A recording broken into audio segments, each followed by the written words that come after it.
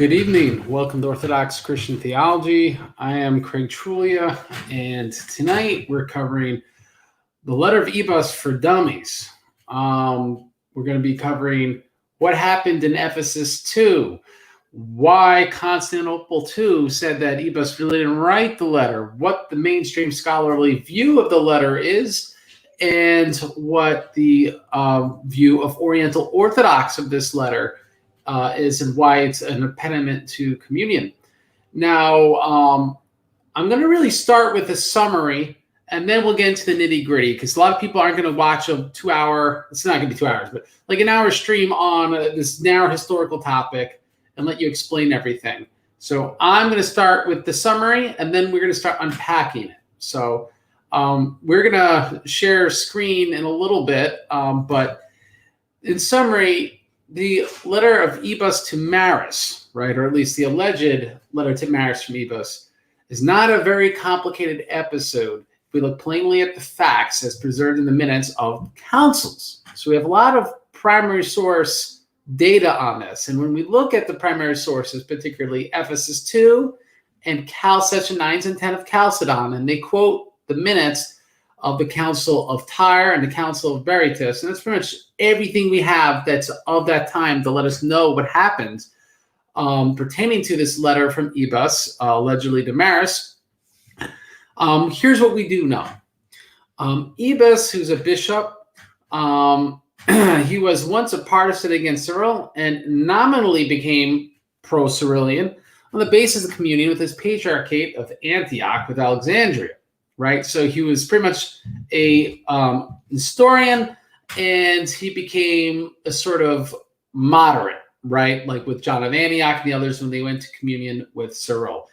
The way this is framed in Chalcedon is that it's Cyrillian and it anathematizes Nestorius, because again and again he'll make clear that it'd be far from him to do such a thing as to say anything negative about Saint Cyril of Alexandria, and he takes every opportunity to anathematize Nestorius. So I need to say this because it's a super obvious detail that for some reason gets ignored. So it needs to be said because it's a very obvious detail if you read sessions 9 and 10 of Chalcedon. Now, Ibas was accused of being anti-Cyrillian by his adversaries, and they accused him of this as justification for deposing him and putting a pro-Cyrillian bishop, so to say, in his bishopric. Now, what was the evidence they brought up? And we find out these charges were brought up in several different councils and meetings, but most specifically in the Council of Berytus. And it was said that he said, "I do not envy Christ, for as much as he became God, so did I." The Nestorianizing tendency of that being is that Jesus Christ essentially was adopted by the Father as God, and that through theosis, so do all of us. Of course, it's heretical, and that's why they accused him of saying that. And most of the clergy of Edessa did not recall him making the statement, and they made a letter, which we'll talk about, saying that he never said such a thing. But that's beside the point. There were several witnesses brought up during Berytus and Ephesus II saying, yes, he really did say such a thing. The other evidence against Ibas that he's anti-Cyrillian, that meaning Nestorian, is that he wrote a letter to Maris. Now, why do we care about this letter of Maris? Well, the letter to Maris was supposedly written after the time John of Antioch and Cyril went to communion. So if you take something that Ibas said nasty about Cyril before Cyril and John of Antioch went to communion in 433 AD, presumption would be that, he was saying those things because they weren't communion, right? They're just both bad-mouthing each other. So now that he went to communion, we know he's not an historian. So there's an obvious counter-argument to that. However, what we know is what the party Dioscorus and Eutyches were saying was that no, he wrote this letter to Maris after he went to communion with Cyril, and he bashes Cyril and calls him a heretic And he says that the 12 chapters, which is the third letter of Cyril to Nestorius, is heretical. And as we learned, all the videos we did in the Council of Ephesus I, is that letter is in the Minutes of Ephesus I and is considered part of the canon of Ephesus I. So it's expected that everyone believes it. And so this would be understood as a rejection of Ephesus I and a rejection of Cyril, despite him supposedly being in communion.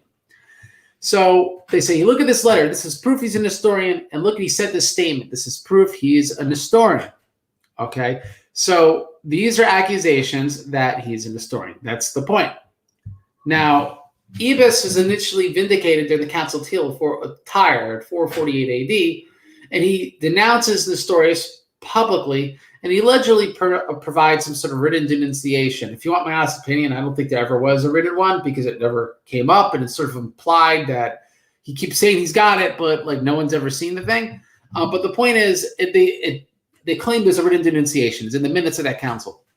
But then he stands accused again in the councils of Berytus and Ephesus II, where those councils go against him both times. In Ephesus II, he is deposed. It's worth saying non-canonically. He's not summoned 3 times. I'll say this. I will have an episode on Ephesus II. Ephesus II is a mess. There's no way anyone could defend Ephesus II as a real ecumenical council. It's very obviously a robber council, and it doesn't follow any of the procedures we see in the other ecumenical councils. And I don't say this to offend any Oriental Orthodox. I'm speaking historically. Tonight was actually supposed to be a show with Subdeacon Daniel Kakish, and we'll be doing a show with him soon. We all have personal stuff in our life. I'm more an hour late tonight. So we do this when we can, and we will have a show with Subdeacon Daniel Kakish on Ephesus, and God willing, also on this issue, and also Ephesus II. But that being said, he's condemned, whatever the merits of Ephesus II, Ibas is condemned in Berytus and Ephesus II, and he's deposed in Ephesus II. All right? So why do we care about this? Because, again, this is the big issue that scholars claim embarrassed the Orthodox Chalcedonian side and why they had to make amends in Constantinople to. That's the mainstream scholarly opinion. And Oriental Orthodox say this is proof that Chalcedon's Nestorian or crypto-Nestorian, and this proves that they were heretics and we cannot have any sort of acceptance of the Council of Chalcedon. So this letter is extremely important, and I'm going to prove to you viewers that it's beyond a shadow of a doubt that this letter was not ascribed to by the Council of Chalcedon. It's implied that he didn't write it, and more importantly, the council was saying bad things about Nestorius and good things about Cyril. It's the simplest way to put this. Now, one thing that the historians, for some reason, don't talk a lot about, because they kind of like cloak and dagger stuff, was that both Berytus and Ephesus II, they were under dispute, and this is evidenced by charges of forgery on both sides, right? Both sides claim the other side forged the minutes of Berytus and Ephesus II. Now, think about this. If Ibas was taking the stance of Chalcedon or Berytus or Ephesus II, let's claim he was really claiming he was a Nestorian or a crypto-Nestorian all along, right? Like the scholars claim and like the Oriental Orthodox claim. Let's just say, all right, that's what he's doing all along. If that's true, he or his partisans would have never forged the minutes in the sections pertaining to this. Right? Like, that doesn't make sense. If he's like, yeah, I'm a Nestorian, I'm out and I'm proud and you should love me for it. And you should sign on to, making me a bishop again in Chalcedon because I'm such a Nestorian. Right? Why did they forge the minutes? Why is he accused of that if that's true? It doesn't make any sense. And so we're going to show from the minutes of Chalcedon that accusation, and I really think that alone disproves the whole Oriental Orthodox and, more importantly, the mainstream scholarly position, which is indefensible. And I'm going to show from the scholarship that the position they do take, it will make you laugh. It's so bad. And that's the great thing about technology and the internet, and we having the minutes of ecumenical councils at our fingertips, that we can now start critiquing things, understanding things that really most people couldn't understand. I'm one of the few people, me, Craig Truglia, little old me, in the English language to have read all the minutes of Ephesus I, Ephesus II, and Chalcedon. And how do I know that? It's because Ephesus 1 just came out in English this year, and it's $175, and very few people have it. And a lot of people who bought that didn't read the whole thing. A lot of people maybe read the whole thing, who knows, didn't read Ephesus 2 in English either. So I could speak to as saying I could actually intelligently comment on this issue, and we're going to bring the proof to show that the scholarly mainstream narrative does not make sense. And where it starts to not make sense is that if they were crypto-Nestorians and they were knowingly signing into a Nestorian letter, they would have never been accusations of forgery. Now, on the flip side of the coin, let's say Ibas' party didn't forge it. Let's say that's really what it said. If Ibas really denied he was a Nestorian, all right, whether you believe him or not is irrelevant. If he was publicly presenting himself as anti-Nestorian, pro-Cyrillian at Berytus and Ephesus 2, then those plotting against him, the Eutychians and the party Dioscurs at Berytus and Ephesus 2, would have had an incentive to alter the minutes to make it look like he did not deny his alleged Nestorianism for the sake of magnifying his guilt. Right? You see how that works? So either whoever forged it, either side, inveighs against the Oriental Orthodox and the mainstream scholarly reading of this letter and this session of sessions 9 and 10 of Chalcedon. This cannot be emphasized enough because the proof's right there. I just gave it to you. If you got to rewind it, listen to it again. Doesn't matter which side forged it. The fact it's forged makes it impossible that Ibas was presenting himself as a crypto or full-blown Nestorian. That is impossible. And because that's the case, there's no way that when they signed onto Ibas not being deposed and restored him to his bishopric, that they would have been doing so under the pretext of them approving of the Nestorian letter. All right? We just proved that right now. So the next point would be, in sessions 9 and 10 of Chalcedon, the following documents are read in order. We got to keep this in mind because if you want to understand what they're arguing in Chalcedon, you need to see the ebb and flow of the conversation. But luckily, it's not all that complicated. First, they read in session 9 the Minutes of Veritas. The Minutes of actually Tyre. I have this backwards. They read first the Minutes of Tyre, which are pro-Ibas. Then they read the Minutes of Berytus, which are anti-Ibas. Then they read the letter of the clergy of Edessa, all right, from Edessa. And that's probably part the Minutes of Veritas, which we'll talk about a little bit, and a rejection of considering them into Ephesus 2. So they wouldn't even read them. And the reason why is because they charged Ibas without even summoning him, which is anti-canonical. So that's one of the many problems in Ephesus 2. But that being said, that's the only things going back and forth, right? So after following this order, reading Tyre, then Berytus, then the letter from the clergy of Edessa, the bishops give their judgments. Now, none of their judgments extol Nestorianism, and almost all explicitly assert that Ibas is restored specifically due to him denouncing Nestorius. So any interpretation that the judgment of Chalcedon was a vindication of Nestorianism is historically unjustifiable. And this is not my opinion. There's a grand total of about 2 subscriptions. Might be only 1. We'll find it could even be 0 subscriptions. But the only 2 that are even suspicious is one from Pascasinus, who is a Roman legate, and the other from Maximus of Antioch, who is a pro-Cyrillian who's installed as bishop at Antioch by Ephesus 2, which are questionable because they may be saying something positive about the letter of Ibas. Now, by the admission of scholarship, Pascasinus and Maximus of Antioch are pro-Cyrillians, and their statements of approval are difficult to explain without presuming Pascasinus was not paying attention and Maximus was just lying through his teeth to placate the Roman legates, right? So it's, it's a very weird way of trying to make their point. Like they literally say Pascasinus fell asleep at the wheel.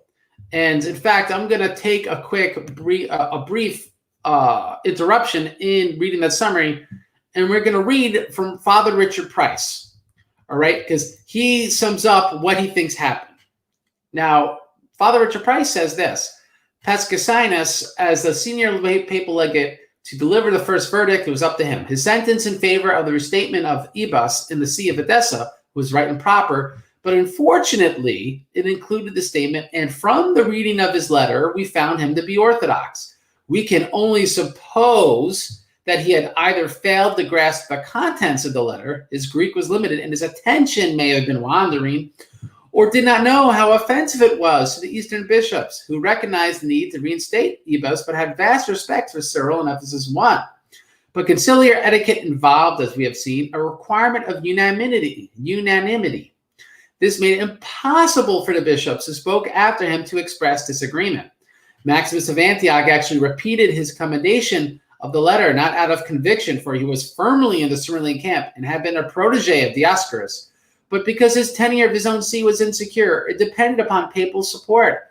The other bishops, as they delivered their verdicts, sagely omitted all reference to the letter. Pescasinus and Maximus praised the letter, raised on a praise, proved an acute embarrassment when the 3 chapters, one of which was the same letter to Mary, were condemned a century later by both the Emperor Justinian and Constantinople too. Okay, so literally we just saw he might have been dozing off, and he said, yep, I approve of the letter of Maris and letter to Maris. And then, Maximus of Antioch is pro-Cyrillian and wouldn't be caught dead with an historian. Ooh, I don't want to lose my job here. Oh, yeah, it's great. I love that heretical letter. That literally is the theory of scholarship. I just read it to you. All right. And if you want the citation, by the way, this article is at orthodoxchristiantheology.com if you want to read along. But I was just quoting page 16 of Presidency and Procedure at Early Ecumenical Councils. I sometimes feel I might be one of the only people that actually reads these articles, even though they're out there and people like to cite them. So that being said, we have a pretty iffy theory here to try to make work, right? Like to explain that, yeah, Pescasinus and Maximus really did approve the letter of Maris. We are going to see that kind of depends upon presuming one fell asleep and the other was just so desperate to agree with him because he was afraid to lose his job. And I don't know, if we have a more compelling theory than that, I would say any reasonable person would be absolutely under the necessity to accept a more compelling theory. So presuming that the simplest and most consistent explanation of the historical data is likely the best, one is inclined to reject the scholarly consensus on this point, because Pescasinus invoking his letter, or Ibas' letter, should be taken, and as I'm going to prove out to you, as a reference to the letter from the clergy of Edessa, as I'm also going to show to you, would have followed a standard Greek literary convention and contextually made sense, as it was the final word on the subject. Right? So Maximus referenced the reading of the transcript of the letter, which is in the Minutes of Veritas, which is what he's referencing, produced by his adversary, is most likely a reference also to the letter from the clergy of Edessa, which internal evidence, which you're going to show from the minutes, suggests was invoked during Berytus, right? So he read from Berytus because that same letter, which was used to clear Ibas, was in Berytus, most likely. We don't know for sure. There's some debate because Justinian and what's the other dude? I forget his name off the top of my head, but some African guy, they disagreed on that point, but we already know that that council was forged. There was forgeries on that specific point. So clearly there was a record that showed Ibas didn't admit to it, and there's a record that showed that Ibas did admit to it.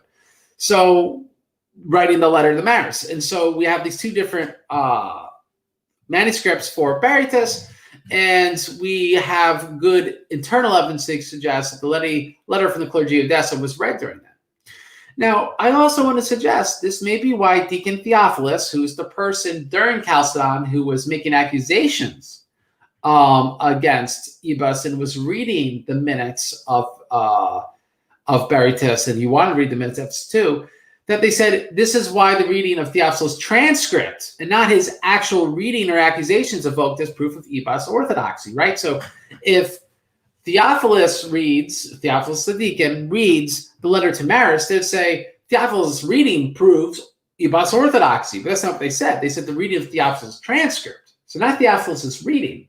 So what's that mean? It means there's something in that transcript that proved it. And internal evidence suggests that's the letter from the clergy of Edessa.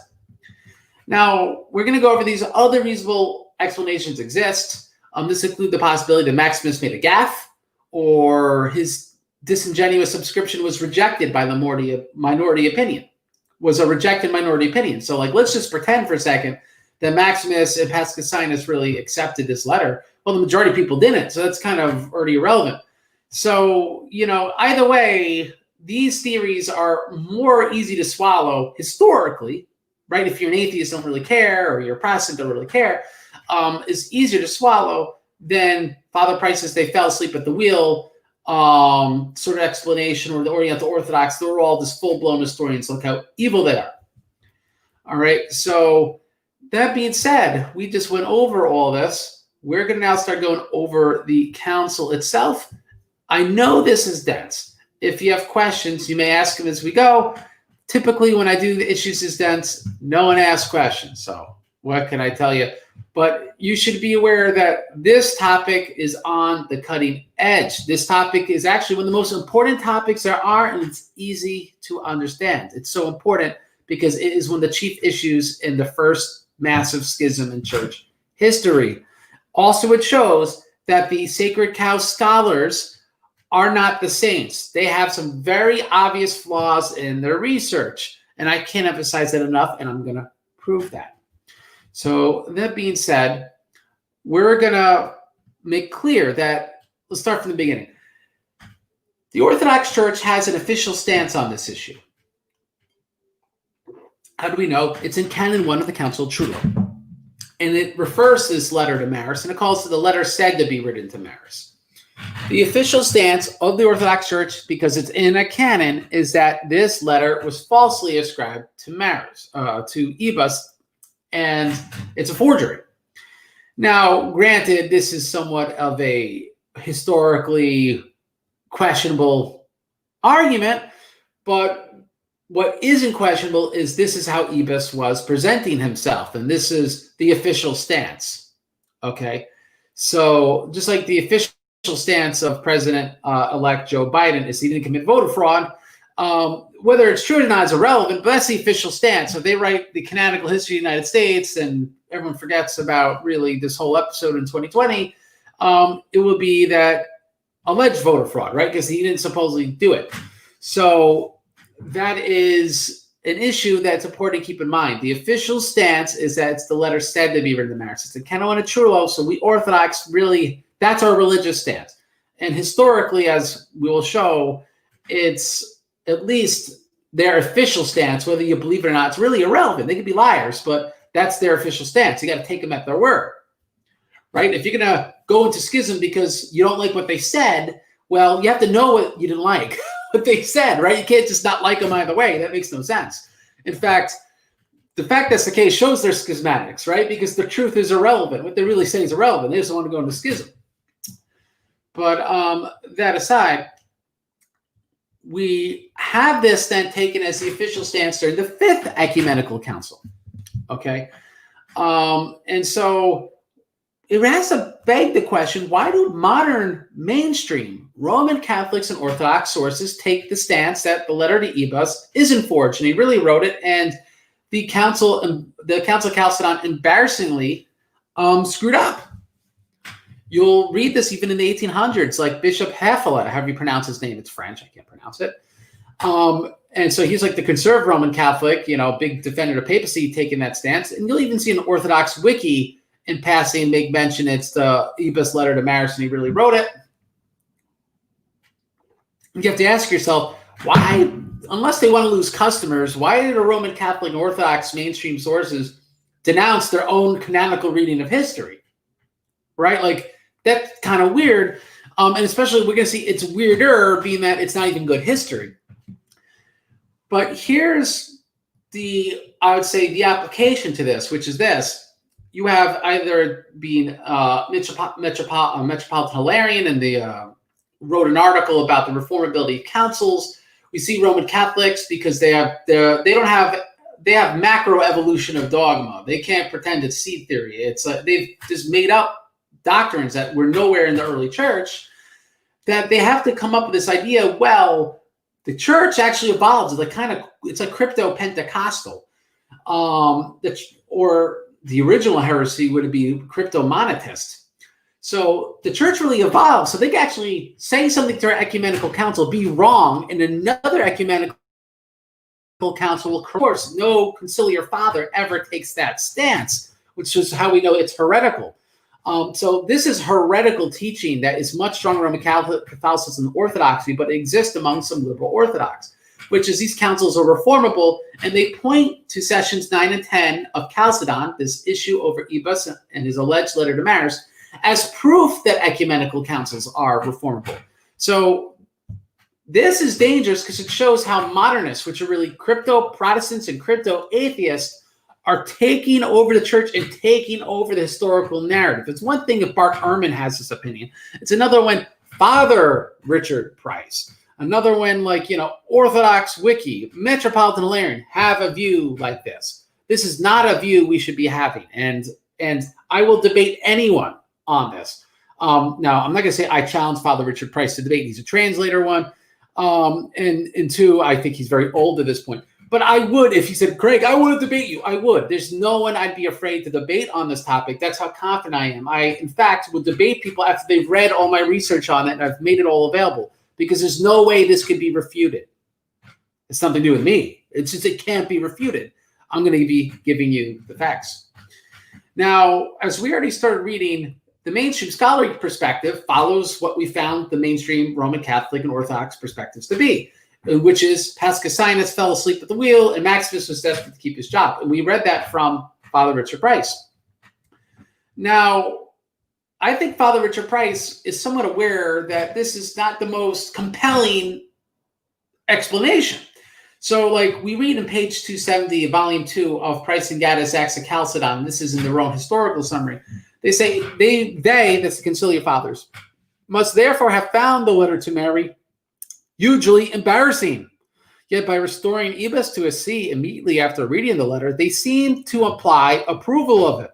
This is often adduced by anti-Chalcedonians in the subsequent period as evidence that the bishops had in effect rejected Cyril and approved Nestorianism. So they already know it's hugely embarrassing, which is kind of strange, being that okay, it's hugely embarrassing, but we're just going to presume they stepped right in that, even though they were hugely embarrassed. Well, that's what they want us to accept. So we also see this mentioned in Price's Acts of Constantinople II on page 92, when he gives his synopsis at the beginning of those minutes, because he gives his own historical analysis and then it gets into the minutes. He says that both Anatolius and Maximus were firm Cyrillians and hostile to what we call the Antiochian school, meaning hostile to Nestorianism. Price continues, we must suppose that they wish to scotch the issue. So, they're not saying the historical evidence lays this out. They're saying we have to suppose this because we don't know why they accepted this letter to Ibas. All right, so this is not, by the admission of scholarship, a very compelling argument. And so I think it's an uphill battle to prove the mainstream scholarly view because they have to actually demonstrate two things. One, that the conciliar fathers are mindless and embarrassed bumblers. That's not me putting words in their mouth. It's, I think, falling asleep and embarrassed, or, two words they used. And two, they were explicitly endorsing the letter of Ibas, right? Do they actually even say, I endorse the letter to Ibas? Do we have a letter from Ibas to Maris? Do we really see that? Right? So that's something we have to ask ourselves, because both must be established in the evidence in order to justify the scholarly consensus in the Oriental Orthodox position of the council. All right, so I'm going to give kind of brief review. I'm not going to read to you every minute because that would be super boring. And in book session 9 of Chalcedon, in paragraph 4 or chapter 4, however you want to, I'm just going to call them paragraphs. Ibas says that during the Council of Tyre, that I've suffered intrigue and have been falsely accused by certain clerics. Direct that the judgment delivered by the most devout bishops, Photius and Eustathius, be read out. And he says, I was found innocent of the blasphemies charged against me, and a judgment was delivered by the aforesaid most devout bishops, and that includes Photius and Eustathius, which refuted the accusations made against me calumniously and testified to my orthodoxy. I have been found guilty of nothing, and that my episcopacy and my church be restored to me. For all the clerics of Edessa and what they wrote to the aforesaid bishops testified on my behalf that I am orthodox. All right, so what do we see there? We see that during the Council of Tyre, he already had this letter from the bishops of Edessa, right? So because he's making mention of it. They wrote to the aforesaid bishops and testified on my path that I'm Orthodox. So that letter existed. Also, we can see he's rejecting that he's a historian, right? He's rejecting. It'd be very strange to be like, oh, yeah, I'm a historian all along. Do you accept me back to communion for me? I mean, obviously, that's not what's occurring here so far, but let's continue. We see that Ibas asserts that he was deposed at the councils of Berytus and Ephesus II due to false allegations. All right. So actually, I just made a mistake here talking. Like when he said, I've suffered intrigue, blah, blah, blah. That wasn't actually me. That's him at Chalcedon, not Chalcedon quoting the Minutes of Tyre. So my apologies. So, right. So he says he had false charges against me and that the letter of testified on his behalf. So unless the letter was read at Tyre, it was read at Berytus. Maybe it was read at both. But clearly, he just said in his own words, the letter vindicated him in front of Eustathius and Photius. And sadly for us, they were at both Tyre and Berytus. But this is some eternal evidence that that letter was read during the Council of Berytus. And if so, that gives us the evidence we need that the transcript that Theophilus was reading from included the letter that exonerates Ibas. This is super important. So anyway, he says that there were false allegations, and we should know that the letter of Maris was part of these false allegations. So how do we know? Well, from the 2006 council translation, the Council of Ephesus II, we have Priest Samuel say the following, pages 173, 174. And by the way, linked in my website is the 1867 translation. So you can read it there too. It's rendered a little differently, but here's essentially what it says. It says, he, Ibas, acknowledged it, the letter to Mary, and this is in the genuine acts which took place in the city of Berytus. Think about that for a second. Genuine acts of the Council of Berytus? That's where he acknowledged it. So does that mean that there's another Acts of Berytus where he rejects he wrote such a letter? Right? So think about that. This is evidence that Ibas' official position is he didn't write the letter, because his partisans at minimal made a forged set of minutes for Berytus that says that he didn't write the letter, or at best he in the real world rejected it, and the fathers at Ephesus II, well, they're not our fathers, but the people of Ephesus II forged the minutes of Berytus and said in the real ones he really admits to it. Right? You know, how convenient. So that's a strange detail, as we talked about in the beginning. So Pescasinus in paragraph 6 of section 9 it says, all right, let's read the proceedings to the Council of Tyre, all right, which the most devout Ibas has mentioned and which cleared him in the judgment of the bishops from every accusation. Now, I believe the reason they start with Tyre is just because it happened first. It's also possible because there's no dispute over there being forgeries. So anyway, in the Council of Tyre, they say, and this is the council speaking, like when they give a judgment, we induced the most God-beloved Bishop Ibas, who himself embraced this in order to convince those who claim to have been wrong, to set out in writing they held and believed concerning our pious faith. And this he did. And after reading this from the Council of Tyre, pretty much Pescasinus like, look, Ibas is innocent. Question for you guys watching, does that prove to you that he's innocent? That doesn't sound that convincing to me. Well, that's paragraph 7 of section 9. Paragraph 13, which is the last of section 9, shows you the bishops there are just like you. They weren't idiots, unlike what Father Price speculates. They weren't idiots and they weren't falling asleep. They're like, that's not convincing. So I'm going to read paragraph 13 of section 9. It says, as all the most devout bishops remained silent, and I'm guessing in protest, the most magnificent official said, the Holy Council will express its opinion tomorrow. Or like, ooh, that's a little awkward. All right, let's start this up again. So in session 10, the ball gets rolling because Theophilus, the deacon, goes there to make accusations against good old Ibas. And in so doing, now they're going to be critically evaluating the issue that was under dispute during Ephesus II. And it's good to think of Chalcedon as a purposeful rejection of Ephesus II, right? They reject that it's a real ecumenical council and they consider it a robber council. Now, Theophilus the deacon said, we request a reading of the proceedings concerning Ibas at the Council of Berytus, so that you may learn that he was justly deposed. And then it's paragraph 10, session 10, then paragraph 14, he says, I have the minutes of the proceedings relate to him at Berytus and Ephesus. So he brings both.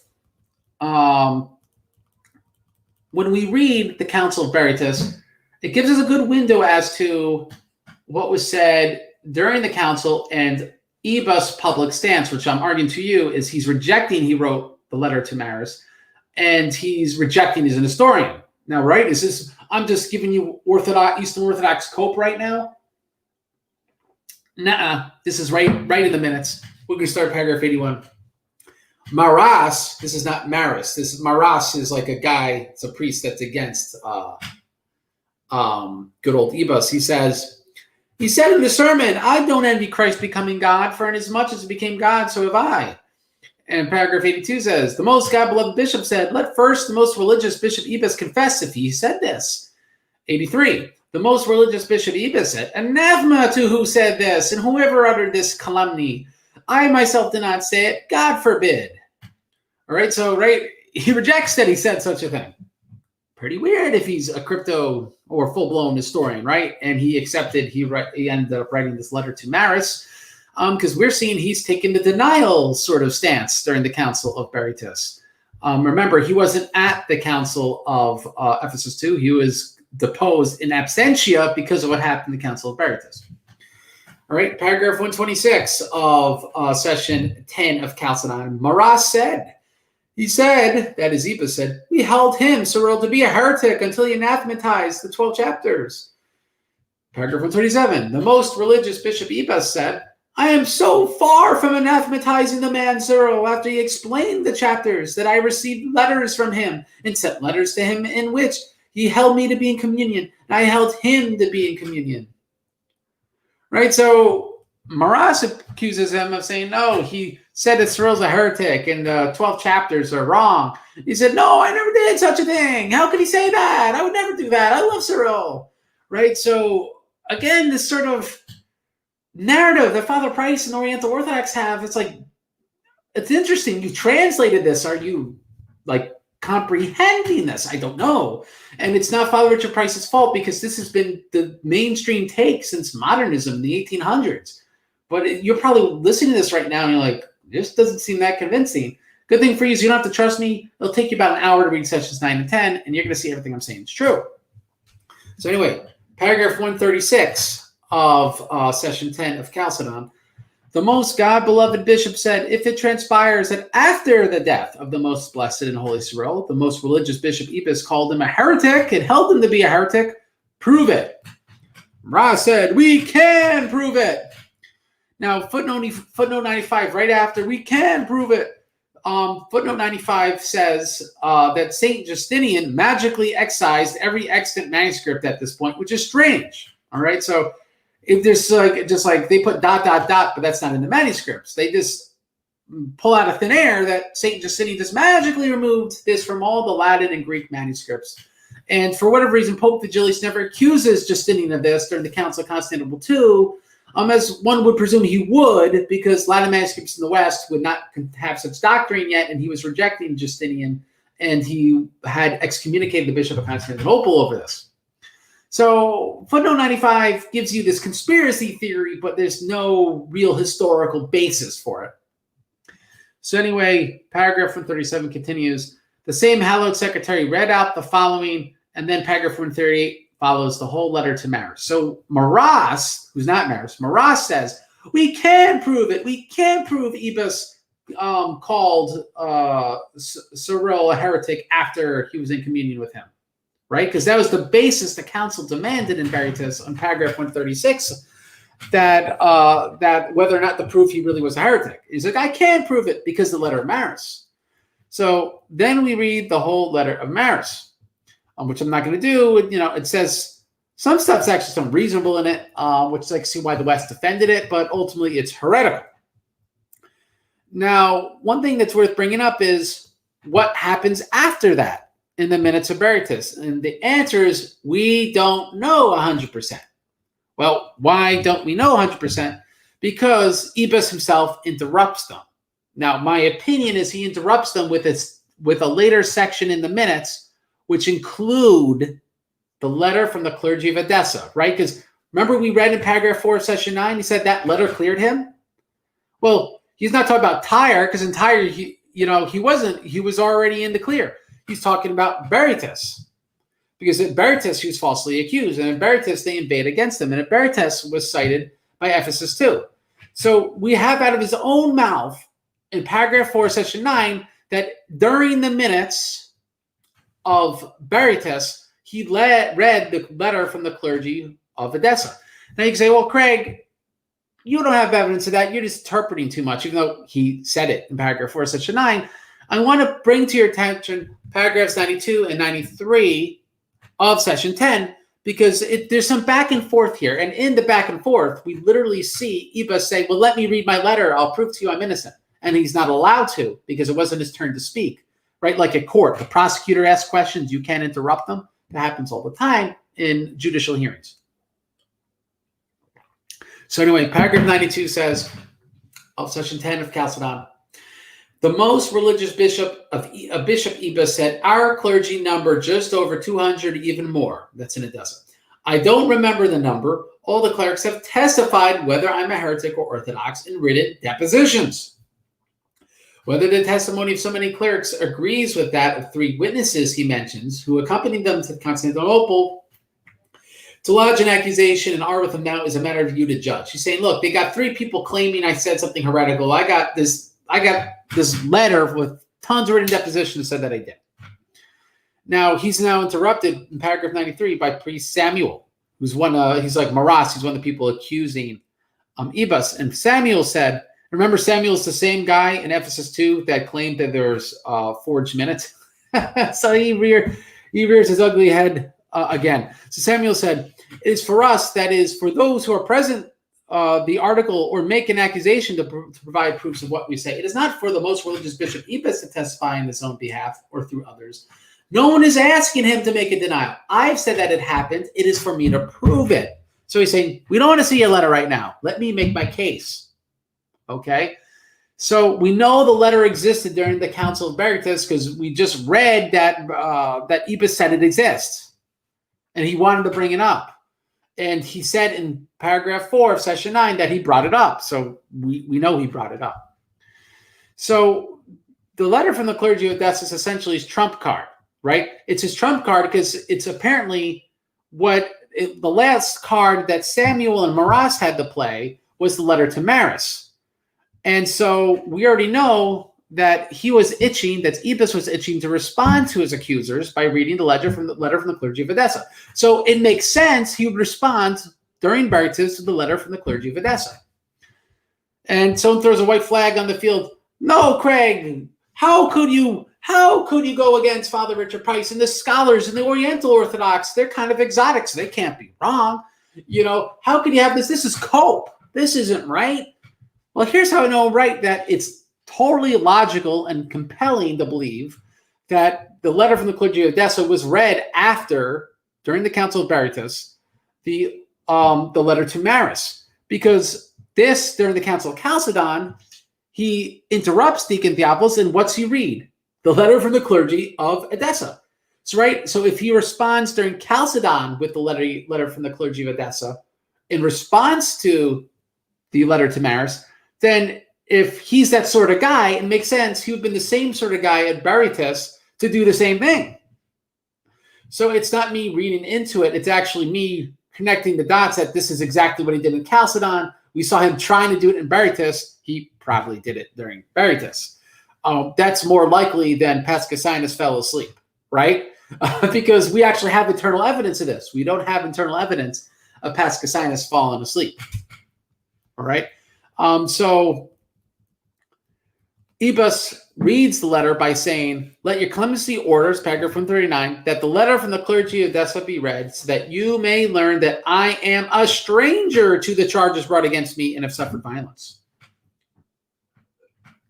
So 2 things. One, he just heard all his accusations, the final one being that he wrote the letter to Maris.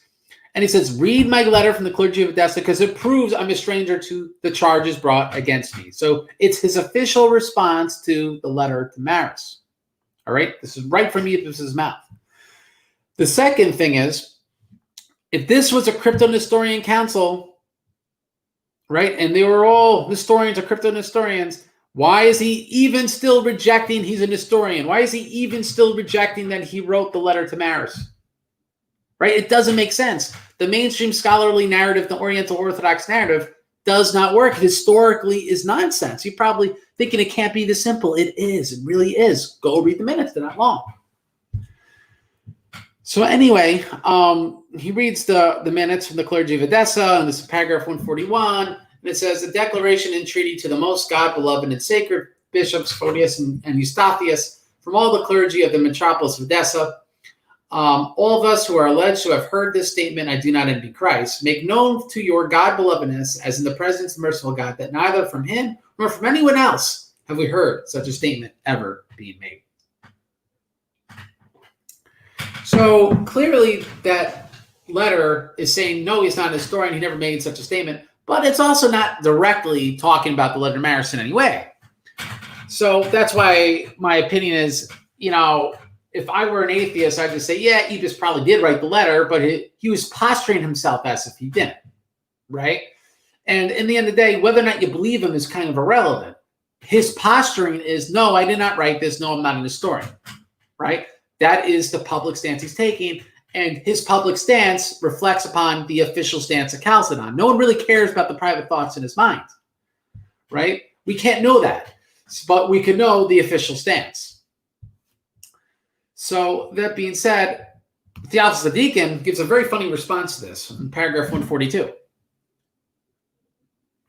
of Session 10 of Chalcedon. He says, I have something to ask you. The one who brought this declaration, I don't know the name of the deacon who brought it after he was expelled from there. He did not testify before all the clergy that altered the wording in order to please the bishop. Now, footnote 114 is making mention that this is during the Council of Berytus.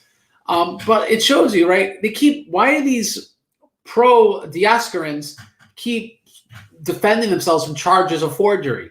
It sounds like it's because they're forging Minutes of Ephesus II and they're forging Minutes of Veritas.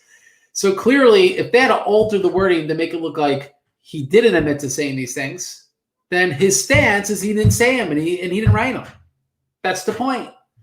So we see this in black and white in the actual conciliar minutes.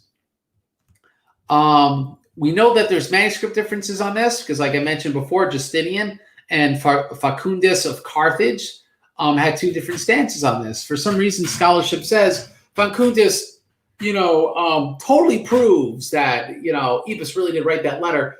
But I just have to say, being that I can't read Facundus' argument in favor of it, does Facundus have both minutes, sets of minutes, where he's comparing both and he could prove that? Or is he just looking at one set? And I think we all could surmise what the answer to that question most likely is. He's looking at one forged set that agrees with this preconceived notion and not looking at the set that, could have also been forged that Justinian was looking at, but is irrelevant. We know that there's two different manuscript traditions. So now we have the ascriptions, right? They restore Ibas as a bishop.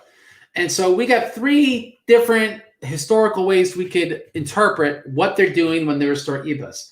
They're either crypto-Nestorians, as the Oriental Orthodox believe, in their acceptance to the letter of Maris, and that's why they bring good old Ibas back, or they're inept bumblers, as Father Richard Price believes, because they accepted the letter, but they couldn't possibly really want to be Nestorians. I mean, they were condemning them the whole time. So that means they're inept and stupid. So that's Father Richard Price's theory.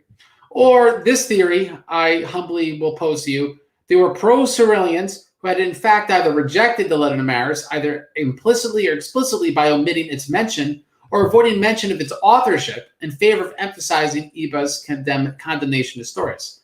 So really, they were trying to not even talk about the letter to Maris. They wanted to emphasize that, no, we accept him back because he isn't an historian, because we are not. All right? So which of these makes the most sense with what we read? Now, the first description is from Pescasinus Lucentius, the most devout bishops, and Boniface the presbyter. And they said this through Pescasinus. And Pescasinus says this in paragraph 161 of section 10 of Chalcedon. Now that the documents have been read, we know from the verdict of the most devout bishops that the most devout Ibas had been proved innocent. And from the reading of his letter, we have found him to be orthodox. Now, wait a second. Why would someone say this proves that Pescasinus had approved the letter to Maris? Well, it says from the reading of his letter. And his letter must be the letter to Maris, because the letter of the clergy from Edessa is their letter. Now, we're going to find out, and we're going to prove to you right now, that's a horrifically bad argument for several reasons. One, he says the documents that have been read have convinced them. That's a plural. So clearly he's talking about, at the very least, the Minutes of Tyre, the Minutes of Veritas, and the letter from the clergy of Edessa, because there's documents. It's a plural. Second, we know from the verdict of the most devout bishops that the most devout Ibas has been proved innocent. So he's literally citing the letter from the clergy of Edessa right there. Right? He's citing their verdict as proof, okay, that he's innocent. And then in light of that, he says, and from the reading of his letter, we found him to be orthodox. Right? So reading from his letter would be from his letter of recommendation from the devout bishops that are supporting him. Right? Now you go, wait a second, Father Richard Price is really smart and you're not. So how could you come to that conclusion? Right? Well, for one, I think we could all agree that he really did say from the reading of his letter, because if we ascribe to the evil Justinian theory, he would have excised this admission from the minutes, which is strange, right? Why would he excise kind of vague things that don't really matter, but he would keep in the stuff that totally admits to supposed guilt? Like, that doesn't make sense, right? Kind of invades against the theory that Justinian doctored the minutes, magically every set of manuscripts on earth. Others may object, like I said, that his letter must imply that it was a letter from Ibas to Maris, because Edessine's clergy letter would be their letter. But you ever have a letter of recommendation, right? Do you call it this is his letter of recommendation, or this is their letters of recommendation, or these are mine letter of recommendation? All right. Now, if you're in a job interview, would they ask you for their letter of recommendation or your letter of recommendation? In fact, just Google it, letters of recommendation. And we're going to get responses like, can foreign students manipulate their letters of recommendation? So it's a basic conventional language to call a letter of recommendation your letter or his letter. I mean, this is how we talk. Go, oh, well, that's a stupid argument because that's an English-only convention. Well, guess what? It's not an English-only convention, because it's in the Bible. 2 Corinthians 3:2. Let me just read actually the whole context, 2 Corinthians 3.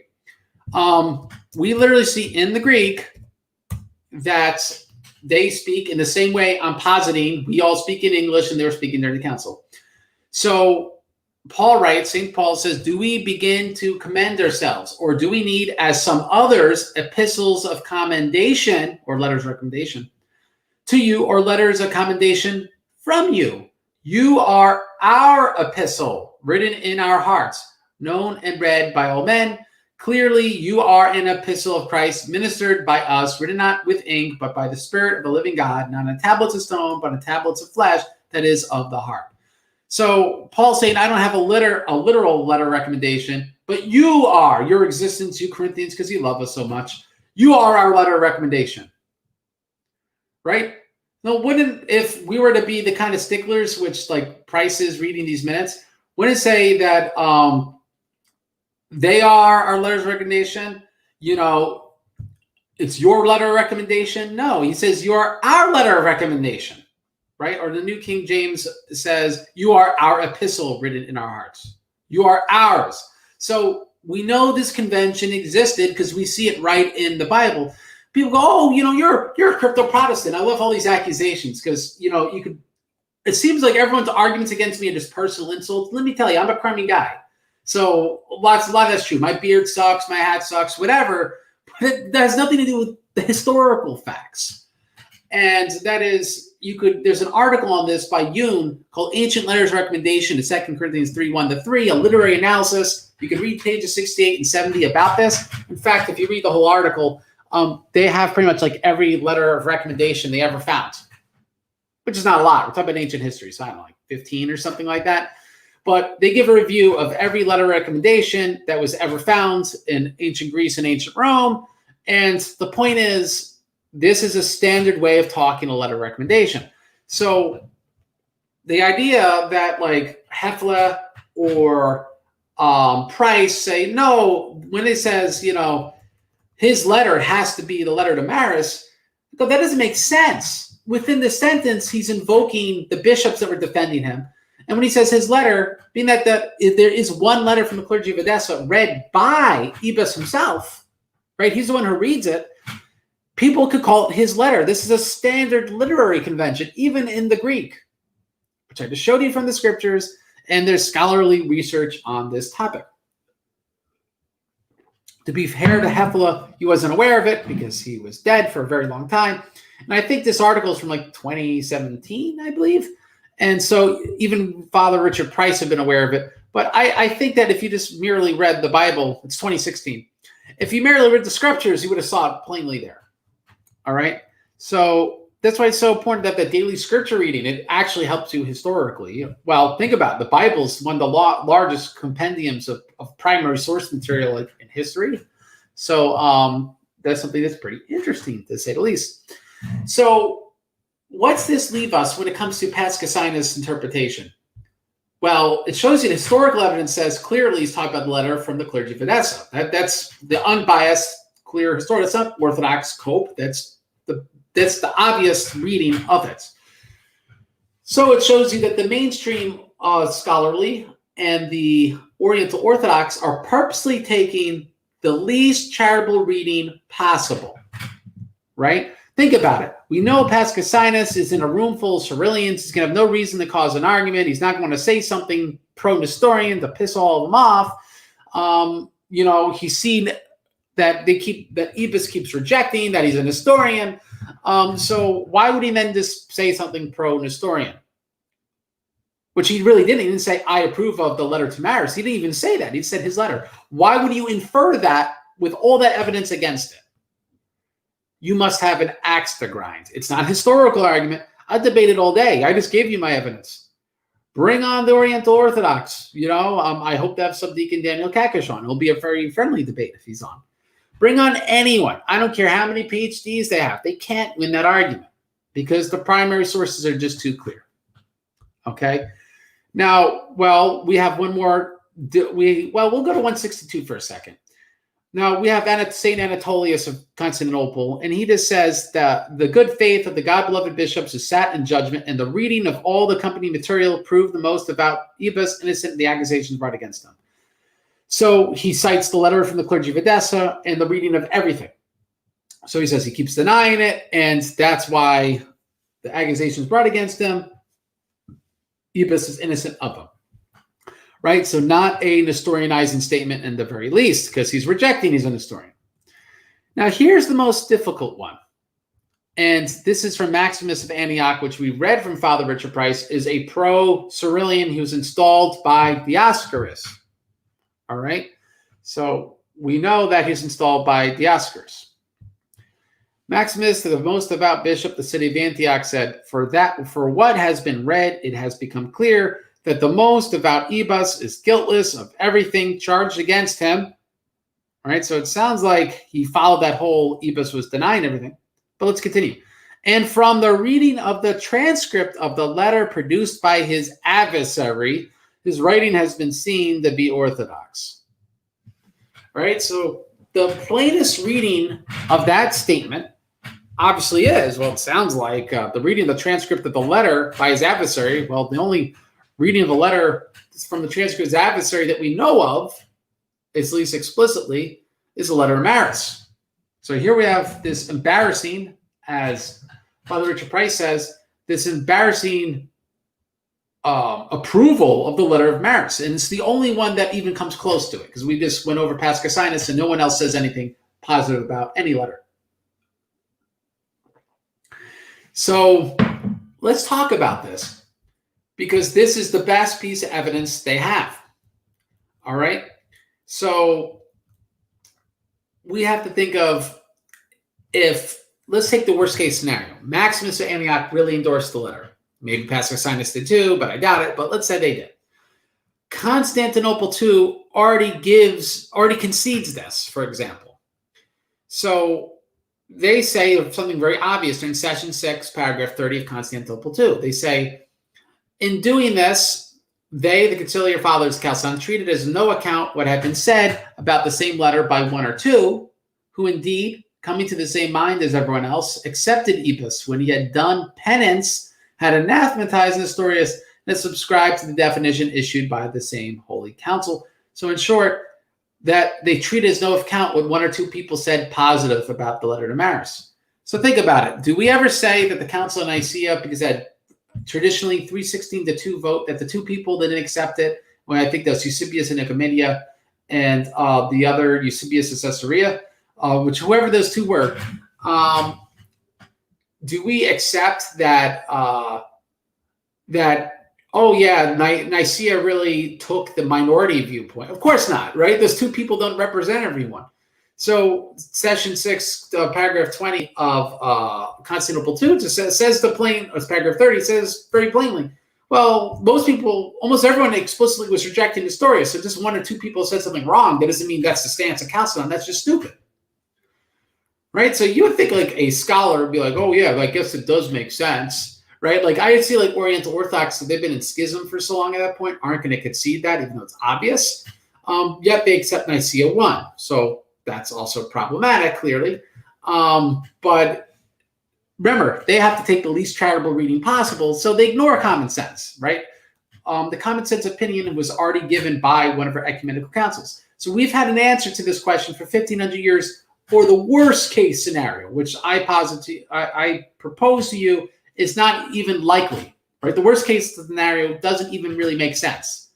But the worst case scenario is still not a bad scenario. Well, anyway, we have another reason, which is that Maximus, by saying that, is actually referencing the letter from the clergy of Edessa. Oh, now you're getting crazy. Now, this is not my argument. This is an argument that Pope Vigilius made in the Second Constitutum, but it's pretty darn convincing.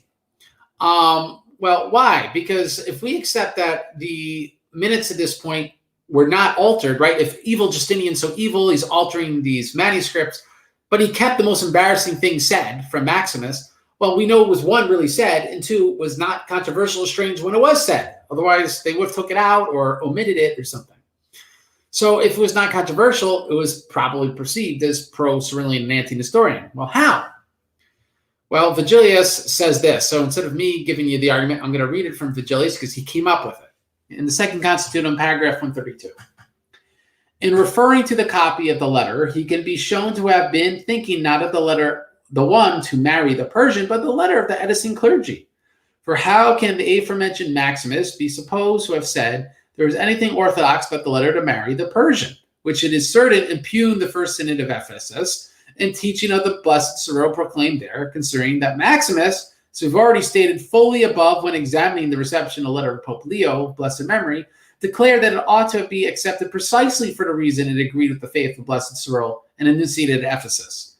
Right? So how could he accept the letter of Mary when earlier during Chalcedon he accepts both Cyril and Ephesus explicitly, and that's his condition to accept the Tome of Leo. For he spoke as follows, he's quoting now Maximus earlier in Chalcedon. The letter of the most holy Leo, Archbishop of Imperial Rome, accords with the teaching of the 318 Holy Fathers at Nicaea and of the 150 at Constantinople, New Rome, and with the faith enunciated at Ephesus by the most holy Cyril, and I have signed. Right? So that's his subscription. So people say, well, Vigilius is a liar, which is true. But even if he's disingenuous, one would be hard press to really disagree with that reasoning. I mean, that is pretty good reasoning, which is why Price has to say we must suppose that it's an embarrassment and all that stuff. But I think Vigilius responds to this when he says in paragraph 133, who then can be found so distant from the rationality of the whole human race so as to believe that this priest so contradicted himself in the above. So think about that. You have to believe that he utterly contradicted himself that fast, no shame, no embarrassment. And guys, if you start having questions on this issue, you could start asking them. So let's talk about, okay, he didn't contradict himself. How? How do we understand those words? Well, let's take an obvious interpretation. He made a gaffe. Have you ever misspoke, but people knew what you said? Right? Stuff like that happens all the time. Well, people go, no, but how could he say that? He said that from the reading the transcript of his enemy, he found him to be Orthodox. It has to be the letter of Maris. Calling it a gaffe doesn't fix it. And I'm just going to say to you, you don't understand reality. You're pretending that things like this don't really happen. I'm going to share a screen now. And our favorite person in the world, President-elect Joe Biden. Now, I want you to say, right, pretend this is just written, right? You're just reading it from the minutes of Joe Biden's life. Now tell me, are you going to be taking him as his exact word here? Or are you going to play what he says when the screen gets bigger? Here we go. Where we have put together, and you guys did it for our administration, the President Obama's administration before this. We have put together, I think, the most extensive and inclusive voter fraud organization in the history of American politics. The most extensive and inclusive voter fraud organization in the history of America. I think the most extensive and inclusive voter fraud organization in the history of American politics. All right, so I displayed it 3 times. And my question for you then would be, do you really think he was admitting to breaking federal law before the election? Do you really think that was his intent? Forget about what really was really happening and and all that. Do you really think he was admitting and purposefully admitting, yes, we are committing voter fraud? Of course not. You'd be a moron to believe that. Now, could he be senile and say something that makes no sense? Yeah, that could happen. Could he have had a Freudian slip? Yes, that could happen. But what were the people listening obviously interpreting from him? He said, we were put together the most inclusive, blah, blah, blah, voter rights organization, right? Get out the vote. Let every vote be counted. People without IDs, people without home addresses, homeless people, people that you could fill in their ballots for them. You'd never know whether they voted or not. Those people. But that is not called voter fraud. It's, it's like 1984. In Newspeak, it's voter rights. And this is what we know Biden was saying. Anyone hearing that, other than conservatives would just heard him say that and go, oh, yeah, he's talking about the voter rights organizations, not actual voter fraud. So if Maximus just simply misspoke, people would have known that, oh, what he meant was that from the reading from the letter of the clergy of Edessa. Okay, that's what he was talking about. Now, being that things like this happen all the time, and you'd hate if your own wife took every misspoken thing you said and took it absolutely serious, I think that alone is enough for us to discount this argument. And I'm going to get rid of Joe Biden here. Sorry, Joe. Goodbye. But let's go one step further, which is this. Vigilius argues as follows in paragraph 135, second Constitutum. Deacon Theophilus produced against him, that's Ibas, at the Synod of Chalcedon, nothing other than the proceedings conducted in the presence of Photius and Eustathius, and maliciously suppressing, as is clearly apparent, remember he's a forger and all that crap, that part of the proceedings which contains the letter of the Edessan clergy. So we say, no, those proceedings included the letter from the Edessan clergy. So anyway, got to be read out only that part which he thought told against Bishop Ibas. At this, Bishop Ibas, in order to refute him all the more clearly, out of the very pages that the same adversary produced, asked for a reading of the part he had deceitfully omitted. that which proved the admissibility of the letter that had been read out against him, in order that from the very text that his adversary Theophilus had himself produced, he might be shown to be all the more effectively refuted. I go, wait a second, we actually have an interpretation of the history that makes sense. That is easy and simple. One that is in the internal evidence, because they keep referencing the devout bishops vindicating him. We have one that makes sense because in 9:4, he says, written deposition, session 9, paragraph 4, Ibas says the depositions vindicate him. We see in Chalcedon, he vindicates himself by reading it. So wouldn't it make sense if he's in trial that he's going to read this letter from the clergy of Edessa, and that's going to be his way of vindicating himself? It makes sense that it's in the letters of Berytus. We know that Justinian said they were. So at least we got one copy that they were, and we know there's forgeries in it. So it makes sense that they would have altered things or maybe want to omit things, because Theophilus himself and Samuel himself admit to forgeries. That's not my opinion. We read that right from the Minutes of Ephesus II in the Minutes of Chalcedon. So we have just disproven that any mention of Pascasinus and Maximus supposedly accepting the letter Ibas. We have way more historical evidence saying that's absolutely not the case. Absolutely not the case. We see now other inscriptions, and they clearly are pro-Cyrillian anti-Nestorian. Like Juvenal Jerusalem says, paragraph 164, divine scripture orders that the receiving back of those who are repentant, which is why we also receive people from heresy. I therefore resolve that the most devout Ibas should receive clemency. So, right, meaning he repented of Nestorianism, I accept him. This is not a pro-crypto-Nestorian council here. Romanus of Myra says, 172, since the reliability of the documents that have been read has persuaded me, I too judge that the most devout bishop Ibas should retain the priesthood. So here we got a little dig at the forgeries, right? So, but he is convinced by what he considers reliable, which is that letter from the clergy of Edessa, the letter, the Minutes of Tyre, right? Because they're reliable, he'll accept that Ibas will retain the priesthood, right? The people with forgeries are not reliable. They are harder to accept. So we see that mentioned there. We see Eunomius of Nicomedia, 173. This is in the Latin Minutes, if I remember right. Now, indeed, the most devout Ibas has been proved innocent from what has been read, right? The letter from the clergy of Edessa, that is. For as regards statements in which he seemed to accuse the most blessed Cyril by speaking ill of him, he made a correct profession in his final statements. Remember again, statements, and rebutted those in which he had accused him. So this, to me, if we're going by the evidence, is his final say-so in session 10 was the reading of the letter from the clergy of Edessa. Well, what was his final, being that statements, the plural, what was his final say-so in the Council of Berytus? From what has been read, probably the letter from the clergy of Edessa. So again, this feeds into the theory of Vigilius. It actually makes sense in the eternal evidence of Chalcedon, unlike they fell asleep, because where is anywhere mentioning that someone fell asleep?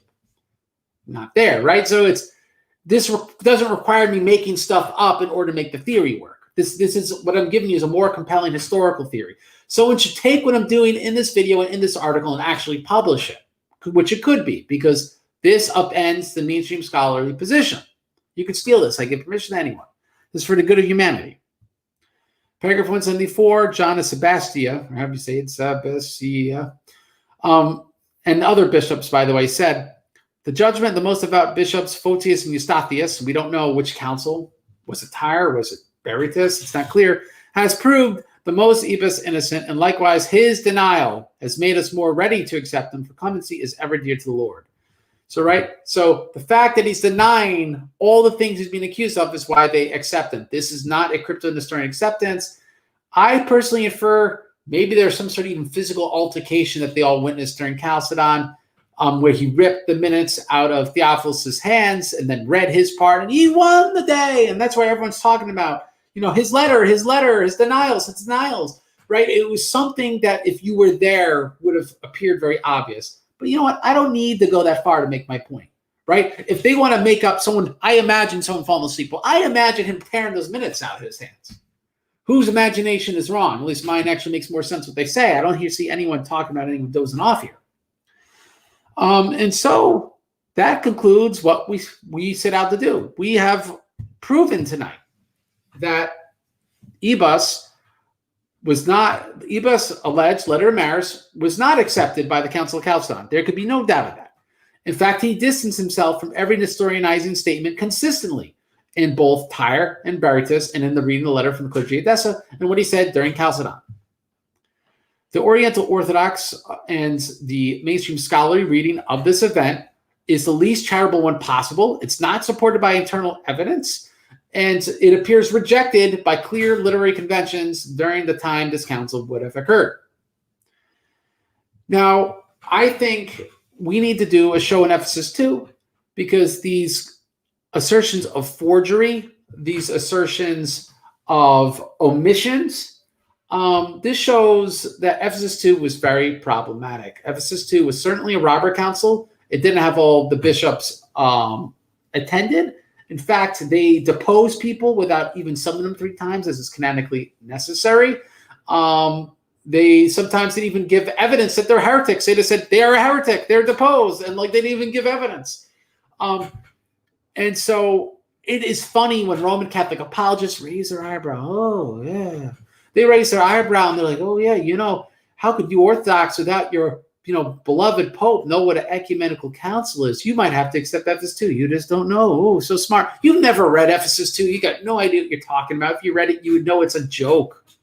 Ephesus II is a joke if you read the councils, because most people haven't read councils. They can't see that. But if you read councils, it's an obvious joke. And I feel bad because I really respect and appreciate something like Daniel Kakish. We got Zebi Potty Kettle, who follows this channel. I follow Urho, which is a Oriental Orthodox channel from Orthodox from Kerala in India.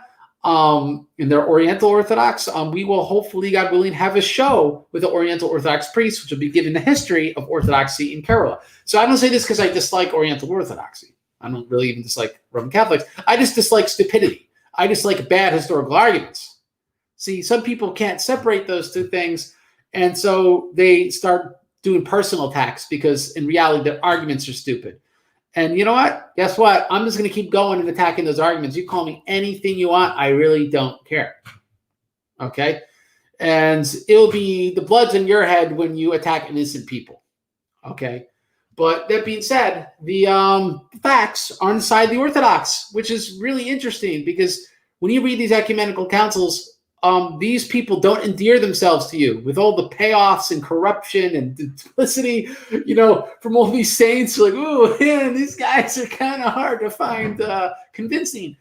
But Saint Nicodemus the Hagyrite speaks about ecumenical councils being superintended. They're not God-breathed, meaning they're not word for word inspired. But what occurred during these councils was directed by the Holy Spirit, so they would occur exactly as God wanted them to occur. So through superintention, God had spoke through the council. So we could see, despite these men's many flaws, which in fact, I actually find endearing because it gives me hope for my salvation. Despite these men's many flaws, they actually turned out historical to be right. An absolute duplicitous, I forget the word, but super duplicitous dude of Vigilius actually gives the best historical treatment of this issue until, I think, the one I just gave you tonight. Read that second Constitutum. He goes through this in immense detail. And Vigilius was really he's not a saint. He really wasn't a good person. He was probably murdered by St. Justinian, by one of his soldiers. So that being said, if he could get it, you could get it, everyone could get it. And we consider this settled. So we got no questions. So I'm just going to quickly say, hey, has this blessed you? Bless someone else. You could send money to I gotta get the address. I did this show late. St. Dionysius the Areopagite Monastery in Long Island. Please support them. Please support the parishes of Cambodia. You can go to orthodoxchristiantheology.com/donate. You can also go to ko-fi.com/Orthodox Mission in Cambodia. That's coffee.com/Orthodox Mission in Cambodia. Whether it's $1 a month, $1 one-time thing only, $100, crazier than that, though, if you get really crazy, There's money wiring instructions straight to the Moscow Patriarchate for the Orthodox Church of Cambodia at Orthodox Church, orthodoxchristiantheology.com/donate. There's no HTMLs or anything. You have the opportunity, and I give every way you can connect with the priest there or send money, their money wiring instructions to the priest in Cambodia, so we can spread the gospel of Cambodia and grow that third parish in Siem Reap. I'm very tired right now. This show's late, so if I'm starting to not make sense, I'm sorry. But that being said, that covers this issue. So congratulations. You now know more about the letter Ibas than every mainstream scholar, every Roman Catholic apologist, every Oriental Orthodox apologist, pretty much more than everyone. Because for some reason, no one reads the Second Constitutum, and no one reads Ephesus II, and all these admissions to forgery, and no one has put this together. But this is simple stuff. So I hope this has blessed you. Please pray for me, because I'm a sinful man. Please steal my material, steal it, and do something better with it. Make shorter videos with it. Do, better produced video, like historical documentary stuff. I see, what's his name? Ubi Petrus is like doing pay for play on Patreon. Whatever you feel about that. The point is, like, you got to pay money for the History Channel. It would be nice if we had an Orthodox History Channel, right, with good production value. Let's admit it. This is not good production. And me coming home from a day out with the family and then just putting a camera in front of me and reading from my website is not exactly great production value. I'm not this great entertainer. I'm hoping the content is good, and that compensates for my laziness as a producer and all that fun stuff. But that being said, that's why I want someone who isn't lazy with production to take this stuff, improve upon it, defend the faith. You could be Roman Catholic and just against modernism and take this, right? You accept the Fourth Ecumenical Council too. Let me make this one more comment. And it's going to be about the hypocrisy of Oriental Orthodoxy on this issue, right? So Oriental Orthodox, they're mad that the Council of Chalcedon supposedly accepts the letter to Maris, right? They're supposedly mad about that. But we already showed most people no one explicitly accepts it. Most people are explicitly anti-Nestorian. Why are you mad? Oh, because a couple people did, and they're going to take a fundamentalist view of the minutes. If a couple people did, we must accept it. Okay, let me grant that for a second to the Oriental Orthodox. If you read Ephesus 2, during Ephesus 2, I think the guy's name is John the Notary, but he says during Ephesus 2 that there's only 2 ecumenical councils. And he names Ephesus 1, and then he says Nicaea. And he says the third witness is Ephesus 2. So if we're going to be fundamentalist sticklers with the minutes of councils, and if someone misspeaks, right, the wrong number ecumenical council must accept it, then that means Oriental Orthodox now have the incorrect amount of ecumenical councils, because Oriental Orthodox accepts Constantinople I as an ecumenical council. So if they read Ephesus 2, they'd realize the stance of the church in accepting Constantinople I is actually in contradistinction with Ephesus 2. And that being the case, then they cannot take the overtly fundamentalist view of conciliar minutes in Chalcedon without eviscerating their own view of Ephesus 2. So I don't think they understand their own hypocrisy. And most people don't, because they haven't read the minutes. So if you read the minutes, you start realizing all these papal claims, all these claims of Oriental Orthodoxy about conciliar procedure, about schism. It's clear they're so wrong. It's so worth, if you could make a thing of yourself for the next 2-3 years, just read all the minutes ecumenical councils in English, you'll realize how clear the councils that the early church, the first millennium church, is the Eastern Orthodox Church. It's so clear if you actually read the minutes, and which is why no one wants you to. The gatekeepers don't want you to. They want to be the final say. They don't want the conciliar fathers to be final say, but they're not the ones who are venerated every year. The conciliar fathers are. So that being said, it was great spending this time with you. I will end the show as I end all my shows, which is by quoting Sirach 4:28, fight to death for the truth, and the Lord God will